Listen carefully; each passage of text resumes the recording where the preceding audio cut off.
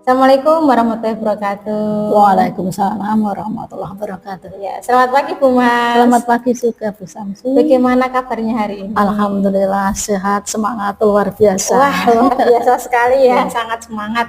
Nah, Bu Mas, perkenalkan saya Samsudai Kiro, calon guru penggerak angkatan 10 dari Kabupaten Demak. Nah, pada kegiatan kali ini saya akan melaksanakan salah satu tugas dari demonstrasi kontekstual, yaitu modul 3.1 terkait dengan pengambilan keputusan kepala sekolah dalam kasus dilema ITK. Ya, dalam pertemuan kali ini nanti saya akan mengajukan wawancara dengan beberapa pertanyaan, tentunya yang nanti akan dijawab oleh Bu Mas dalam menanggapi atau memberikan kebijakan dalam menghadapi permasalahan terkait dengan dilema etika tersebut. Silakan. Oke. Siap untuk dimulai ya, Mas? Ya, siap. Monggo. Ya. Untuk pertanyaan yang pertama, selama ini bagaimana Ibu dapat mengidentifikasi kasus-kasus yang merupakan dilema etika atau bujukan moral? Bagaimana cara mengidentifikasi ya? Ya. Berdasarkan pengalaman kami, ketika mengidentifikasi suatu kasus yang merupakan dilema etika gitu, saya amati dulu apa permasalahannya, kemudian saya kumpulkan informasi yang aktual dari berbagai sumber, baru menentukan keputusan, di mana keputusan itu mengacu pada peraturan yang ada. Oke, wah luar biasa ya Bu Mas ya. Jadi setiap ada permasalahan, Bu Mas akan mencari informasi dulu, setelah itu baru memberikan keputusan. Lalu pertanyaan yang selanjutnya, bagaimana Ibu menjalankan pengambilan keputusan di sekolah, terutama untuk kasus-kasus di mana ada dua kepentingan sekaligus, yaitu yang pertama itu kepentingan sama-sama benar, dan kedua itu kepentingan sama-sama mengandung nilai kebajikan. Gitu ya. Ada dilema etika, yang keduanya keduanya memiliki kepentingan yang sama, kepentingan sama-sama punya kepentingan, kemudian keduanya juga mengandung nilai kebajikan. Nah, kami dalam mengambil keputusan agar bagaimana keduanya menerima, bagaimana keduanya tidak tersinggung terhadap dilema dari dua belah pihak, kemudian menjalin hubungan dengan rekan sejawat, dan memastikan keputusan tersebut benar-benar diterima, dipahami oleh kedua belah pihak dengan satu satu kejadian yang dimana kejadian itu tidak kedua-duanya menerima dan legowo terhadap keputusan itu. Luar biasa. Jadi tetap memikirkan kedua pihak tersebut. Dua-duanya tidak ada yang dirugikan, dan keputusan itu untuk kemajuan bersama, kemajuan sekolah gitu. Oke, baik, terima kasih. Lalu untuk pertanyaan yang ketiga Bu Mas, terkait dengan langkah-langkah atau prosedur seperti apa yang biasa Ibu lakukan selama ini? Prosedur yang saya lakukan ketika langkah-langkahnya dalam mengambil keputusan gitu ya. Yang pertama, saya akan mencari informasi dahulu, di mana informasi itu benar-benar aktual ya, sebagaimana tadi saya sebutkan. Kemudian saya datang ke lapangan atau ke lokasi di mana dilema itu terjadi. Kemudian turun langsung dan wawancara dari berbagai pihak. Kemudian setelah itu baru menganalisis untuk saya ambil keputusan yang terbaik. Luar biasa. Jadi Bu Mas memiliki beberapa langkah-langkah ya. Yang pertama diantaranya itu datang ke lokasi langsung, bahkan terjun untuk mengidentifikasi, kemudian menganalisa, kemudian baru bisa memutuskan. Bijak sekali nih. Nah, untuk pertanyaan yang keempat, hal-hal apa saja yang selama ini Ibu anggap efektif dalam pengambilan keputusan pada kasus-kasus dilema etika? dalam kasus-kasus dilema etika ini langkahnya agar efektif bagi saya adalah yang pertama, merasa suatu pengambilan keputusan itu efektif apabila dilakukan dengan spontan ya. Jadi ketika terjadi dilema itu kita spontan berpikir dan mengidentifikasi agar permasalahan itu tidak berlarut-larut. Jadi spontanitas dan tergantung objek atau permasalahan itu di lapangan. Kemudian saya juga bincang-bincang dengan para guru senior maupun bersama rekan-rekan sejawat yang lain, dikumpulkan, kemudian didengar pendapatnya, baru kita putuskan bersama. Dan yang utama keputusan itu sama-sama tidak berat sebelah. Ya, jadi tidak ada anggapan pilih kasih atau bagaimana. Jadi keputusan itu benar-benar legowo bagi mereka untuk kemajuan bersama. Wah luar biasa. Jadi saya menangkap 3 poin nih dari jawaban Bu Mas. Yang pertama tetap mengidentifikasinya. Yang kedua bahkan berkolaborasi dengan semua pihak semua lingkup. Dan yang ketiga itu tetap memikirkan kedua belah pihak tetap adil, keadilan sesama. Dan itu bertujuan untuk kemajuan bersama. Luar biasa. Untuk pertanyaan yang selanjutnya, hal-hal apa saja yang selama ini merupakan tantangan dalam pengambilan keputusan pada kasus-kasus dilema etika yang Bu Mas hadapi? Tantangan ya? Bagi kami itu segala sesuatu itu pasti ada tantangannya.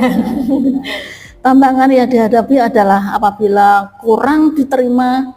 Nah, salah satu ada kurang menerima atau merasa keputusan yang saya ambil itu pilih kasih itu tantangan bagi kami. Nah, kemudian kita harus bisa meyakinkan orang-orang yang terlibat dalam keputusan itu dan kedua belah pihak bagaimana mereka tidak merasa berat sebelah. Nah, maka harus kita pandai-pandainya bersikap agar keduanya itu legowo dan menerima. Tantangannya seperti itu. Jadi nanti memikirkan kelegowoan dari kedua belah pihak. Selanjutnya Bu Mas, apakah Bu Mas itu memiliki sebuah tata kala atau jadwal tertentu dalam sebuah penyelesaian kasus dilema etika? Apakah langsung menyelesaikannya di tempat atau memiliki sebuah jadwal tertentu untuk menyelesaikan kasus-kasus yang Bu Mas hadapi, terutama kasus dilema etika ini? Kalau jadwal itu saya rasa tidak ada ya. Di mana ada dilema itu, kemudian kami spontan secepatnya kalau bisa secepatnya diselesaikan, dipertemukan, kemudian diidentifikasi, baru diputuskan.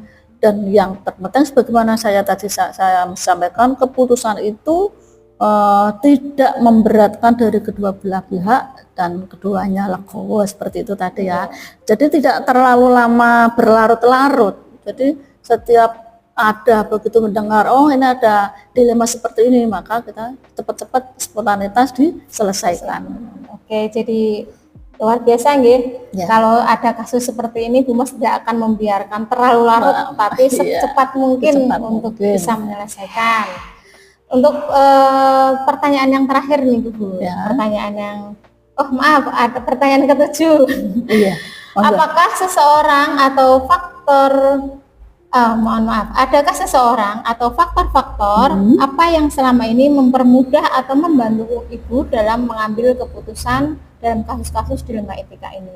Kalau faktor-faktor yang mempermudah ya untuk membantu terselesainya keputusan itu adalah faktor dari lingkup dari dalam gitu ya.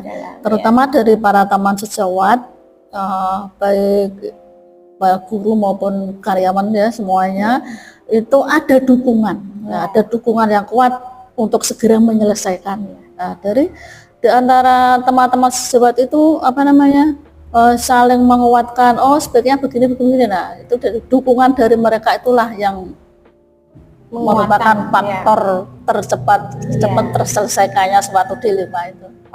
Berarti faktor intern dan support dari teman sejawat dalam satu lingkup.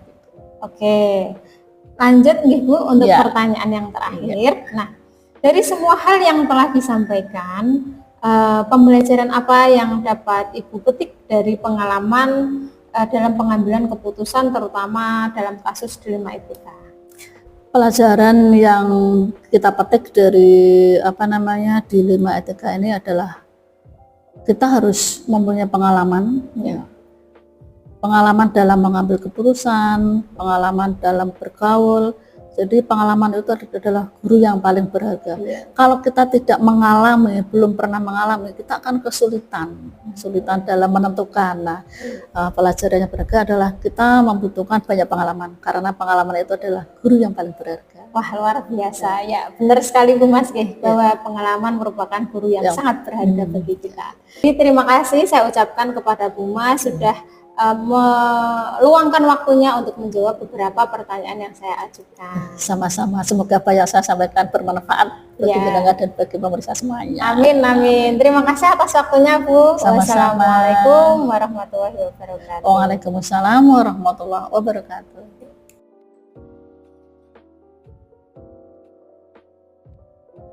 Assalamualaikum warahmatullahi wabarakatuh. Selamat pagi Bu Maryam. Bagaimana nih kabarnya hari ini? Alhamdulillah baik, luar biasa. Alhamdulillah luar biasa. Sesuai kesepakatan yang sudah kita buat bahwa hari ini adalah jadwal acara wawancara yang akan kita laksanakan. Sebelumnya perkenalkan dulu ya, Bu Maryam. Saya Samsul Daikiro, calon guru penggerak angkatan 10 dari Kabupaten Demak. Nah, di sini nanti saya akan melaksanakan wawancara kepada Bu Maryam selaku kepala sekolah PKBM sebagai salah satu tugas saya, yaitu demonstrasi kontekstual modul 3.1. Nah, dalam kegiatan kita kali ini nanti saya akan mengajukan beberapa pertanyaan dalam wawancara. Oke, bisa dimulai sekarang ya? Oke. Untuk pertanyaan yang pertama, Bu Maria. Nah, selama ini bagaimana Anda dapat mengidentifikasi kasus-kasus yang merupakan dilema etika atau rujukan moral?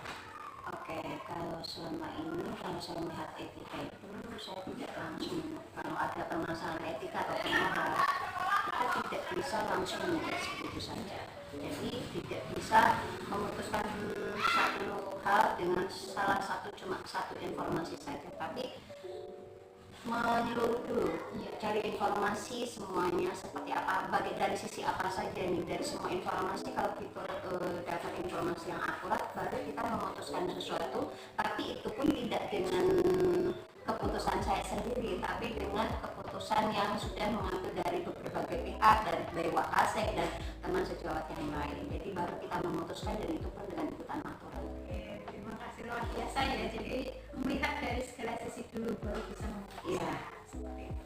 Untuk pertanyaan yang kedua, Bu Maria, selama ini bagaimana Anda menjalankan pengambilan keputusan di sekolah Anda, terutama untuk kasus-kasus di mana ada dua kepentingan sama-sama benar atau sama-sama mengandung nilai kebijakan?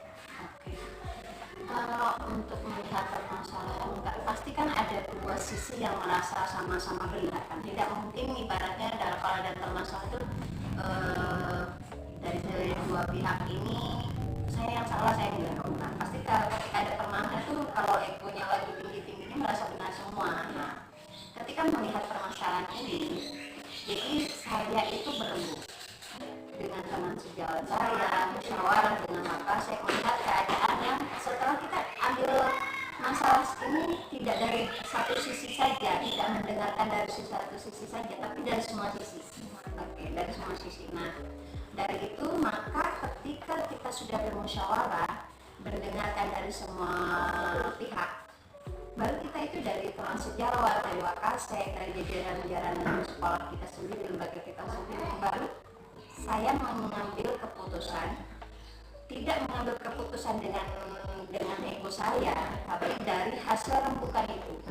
Nah, adapun nanti ketika keputusan itu diberikan, itu hal yang wajar ketika ada pro dan kontra. Tapi semoga itu bisa meminimalisir permasalahan yang nanti suatu saat ibaratnya meminimalisir permasalahan yang akan terjadi selanjutnya.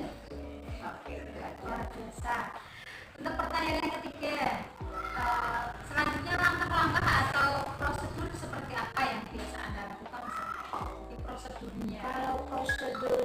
saya kalau misalkan selama ini langsung spontan, karena gini, kalau kita misalkan di satu sekolah yang saya bimbing ya kan, tidak mungkin permasalahan seringnya itu terjadi permasalahan moral dan etika sekarang itu kan secara langsung, secara nyata kan. Tidak menapik lah sekarang itu kita itu minus etika dan minus moralitas. Kalau kita membiarkan ketika kita melihat sesuatu hal yang terjadi di depan mata kita, nggak mungkin lah kita diam diri. Kita sebagai pendidik otomatis kita melakukan dengan spontanitas, tapi tidak juga menyudutkan si pelaku. Iya, gitu. Luar biasa. Jadi kalau langkah-langkahnya diantaranya itu tetap menyelesaikan permasalahan secara secepat mungkin. Iya, biar ini tidak berlarut-larut. Soalnya kalau kita membiarkan, otomatis permasalahan itu akan bisa meregenerasi. Kalau kita membiarkan hal itu, bisa bertemu berkembang biak jadinya kan, otomatis hal seperti itu. Untuk selanjutnya, hal apa saja yang selama ini Anda anggap efektif dalam pengambilan keputusan pada kasus-kasus bullying? Kalau menurut saya efektif itu ketika ada permasalahan dilema etika, moralitas, ya kembali lagi kita harus kerja tim. Tidak mungkin kita bekerja sendiri, jadi kita itu harus membentuk tim yang solid, baik itu dengan Wakasek, baik itu dengan teman sejawat, baik itu dengan politik yang langsung terjun dengan anak-anak. Jadi kita nggak bisa kalau permasalahan ini akan tuntas dengan efektif kalau tanpa kerjasama tim. Gitu.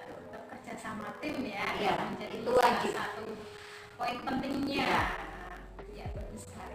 Nah, untuk selanjutnya, hal-hal apa saja yang selama ini merupakan tantangan dalam pengambilan keputusan pada kasus-kasus di PMK yang Bu Maryam hadapi? Tantangannya pasti ada perbedaan menyatukan dalam bermusyawarah itu pasti mempunyai pemikiran sendiri-sendiri. Kita sebagai kepala sekolah di sini bukan memihak salah satu, bukan menunggulkan salah satu, tapi mengambil dari semua masukan. Mengambil semua masukan dari teman sejawat seperti ini, teman sejawat seperti ini. Karena gini, kepala kita itu berbeda-beda, pemikiran kita berbeda-beda. Maka tugas kita yang paling berat itu adalah menyamaratakan pemikiran dan menjadikan itu diterima dengan legowo. Itu salah satunya tantangannya di situ.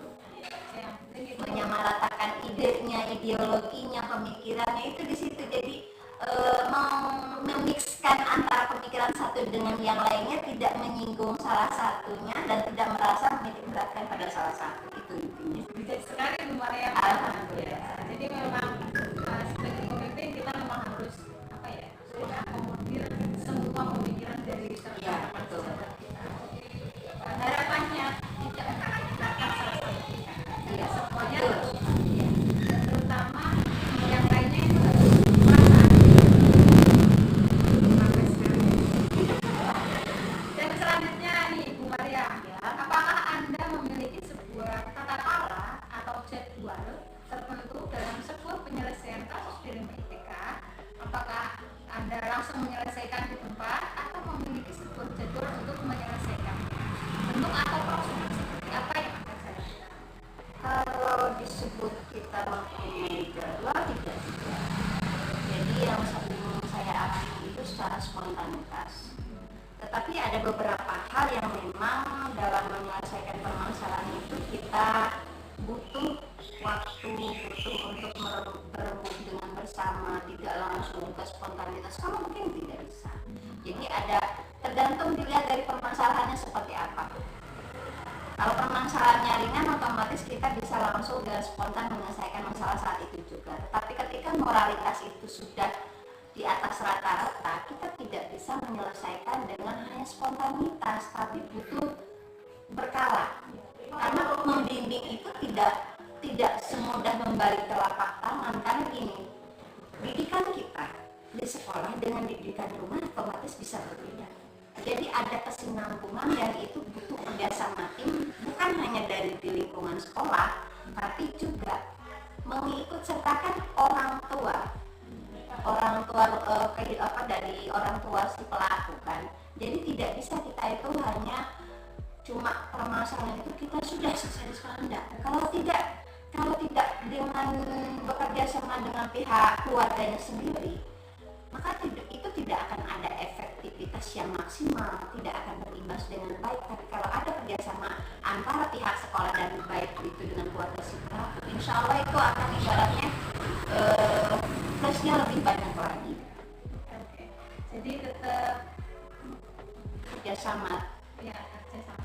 Jadi untuk jadwal khususnya itu tidak ada. Tidak ada. Melihat dari permasalahan Iya. yang ada dulu. Ya, permasalahannya harus seperti apa. Kalau dengan insya Allah itu bisa dengan spontanitas. Tapi kalau permasalahan moralitas, karena gini loh, permasalahan moralitas bukan hanya yang ringan saja, karena ada tingkatan-tingkatan tertentu dalam moralitas itu. Jadi kalau kita moralitasnya yang sudah terlanjur jauh dan itu tidak baik buat si anak, maka kita butuh bimbingan yang berkala untuk anak tersebut.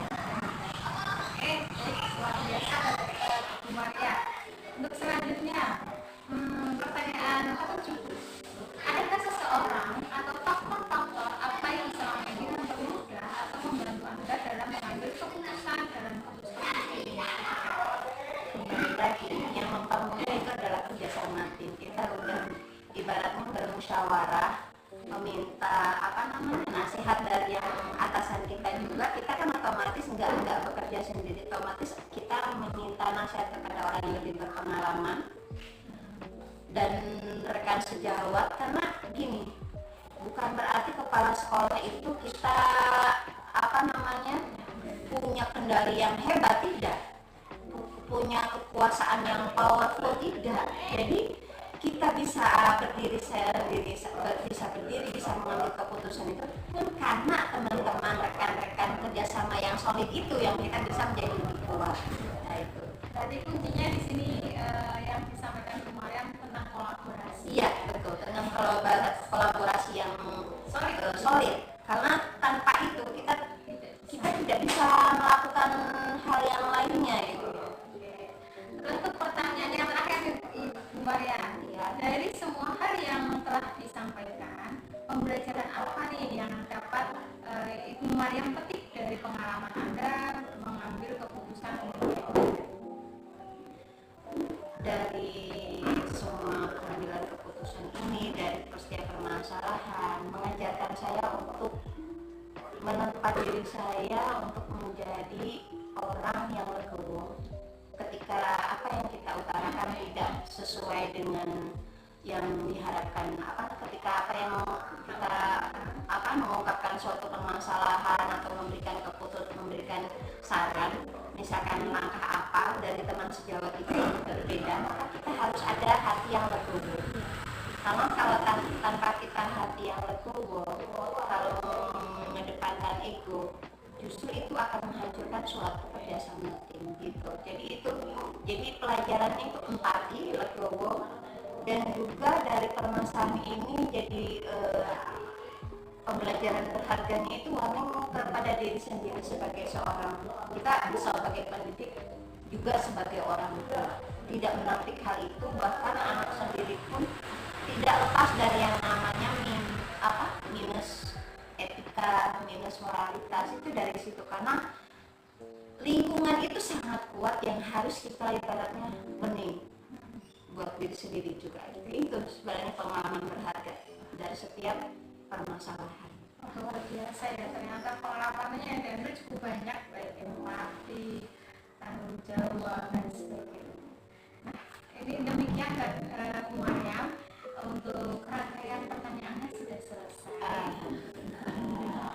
Sampai deg-degan. Iya. Terima kasih sudah meluangkan waktunya dan sudah menyampaikan apa yang sudah dialami serta pendapatnya. Semoga nanti bermanfaat bagi kita semua, terutama saya pribadi ke depannya. Ya, sama-sama belajar. Saat ini kita sama-sama. Alhamdulillah ya, ya. Ya, saya akhiri pertemuan wawancara